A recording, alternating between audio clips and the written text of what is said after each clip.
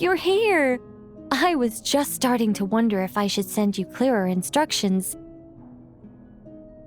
But then I thought, if I make my hints too obvious, it might get in the way of your travel plans. And then, just as I was pacing back and forth, agonizing over what I was going to do, you turned up here anyway. So, it looks like everything worked out fine. Hey, Nicole! You're so full of energy today! And words! You're so full of words! I'll take that as a compliment. All right then, are you ready to check out my next room? Is this Nicole's studio? Why is it just a bunch of empty frames on white walls? Let's take a closer look.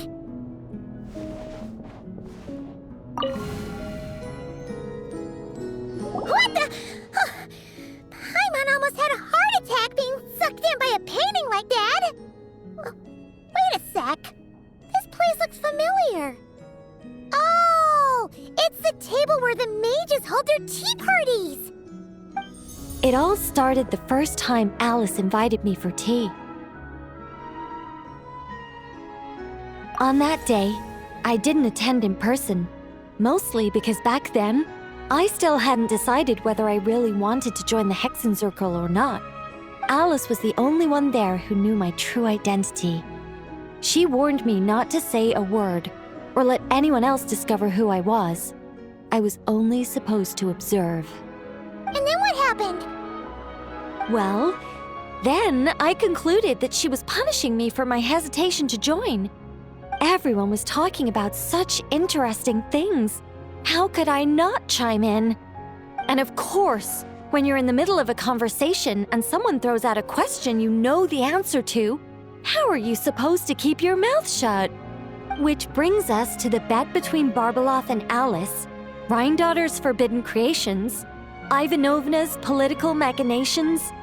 It was like a series of exquisitely acted plays, distilled within the confines of a teacup. Their words alone were enough to ignite my instinct to lay the truth bare before them. So, you piped up inside their heads? Of course not. Even though I felt like my head was going to explode, I still made sure to hold it all in. I'm a responsible angel, after all, and I'm well aware of the difference between what I want to say and what I'm allowed to say. So, I had a private little word with Alice inside her head, just me and her, and I agreed to join the Hexenzirkel, right there and then.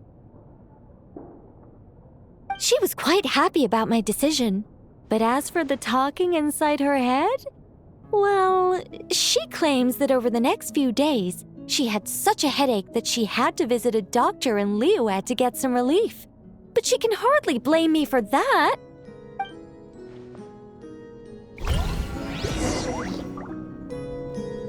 How about we go look at the other frames? Paimon's starting to feel like she needs some relief, too.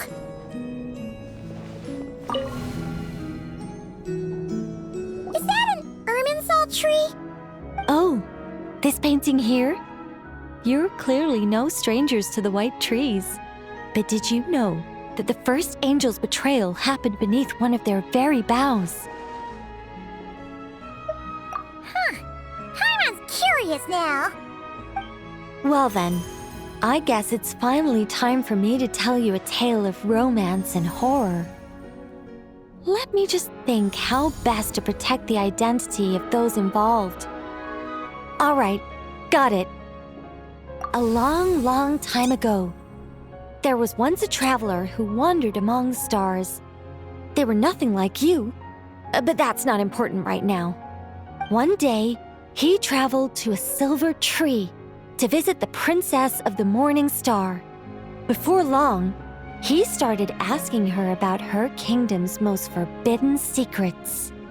His words puzzled the princess. How could he possibly know of all these things forbidden by the gods? The young man revealed his origins and showed the princess things she had never seen before: a free will and love, both noble and spiritual. His words awakened her sense of self, hitherto shackled by the gods. Her heart soared, carrying her beyond limits she had never crossed before. The Princess of the Morning Star confided the kingdom's secrets to the youth, and between them, love grew and blossomed, along with a determination to defy the gods. This is just a cookie-cutter love story. You said to be horror. Don't worry, Paimon. The horror's about to begin. They yearned to help the people live lives of unfettered freedom, but the gods could not forgive their betrayal.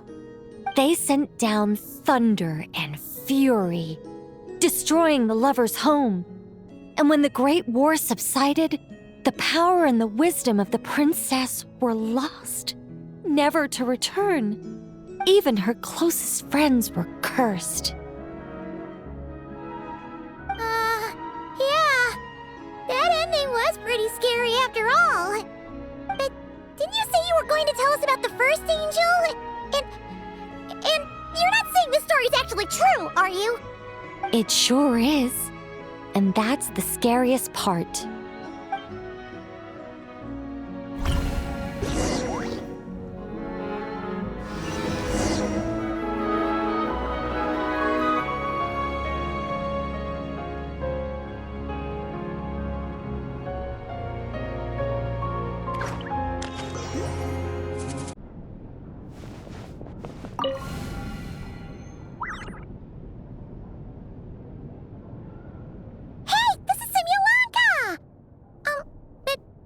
Why are there light novels from Yai Publishing House all over the floor? Well, on the subject of my literary enlightenment, my greatest inspiration of all is none other than Lady Anya herself. She was the last to join the Hexenzirkel, and yet the first to leave. I loved all of her stories, whether it was just an idea or a fully fleshed out manuscript. Anya was always so skilled at making her readers gasp with joy. Hexenzirkel discussions rarely stray far from magic, and it's my belief that Anya possessed a unique magic of her own. She could weave love and compassion into words and stories that would touch the hearts of others. I asked her for tips on how to write compelling tales. She taught me a lot of tricks and techniques, but in the end, my biggest enemy has always been myself.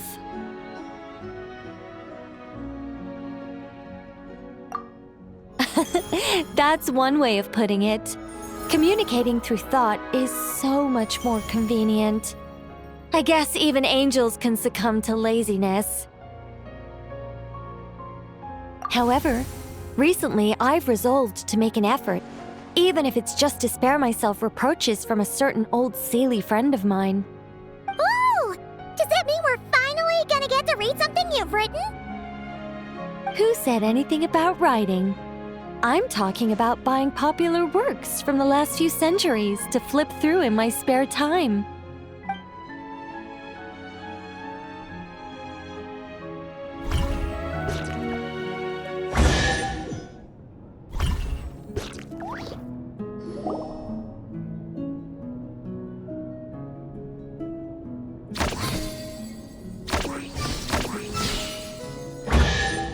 These paintings all remind me of places that hold great significance in my heart.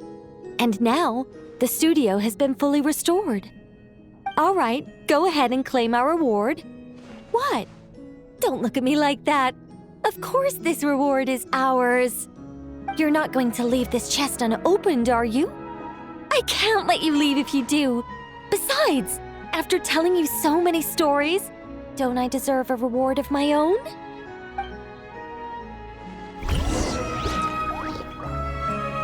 A happy story all wrapped up. See you next time.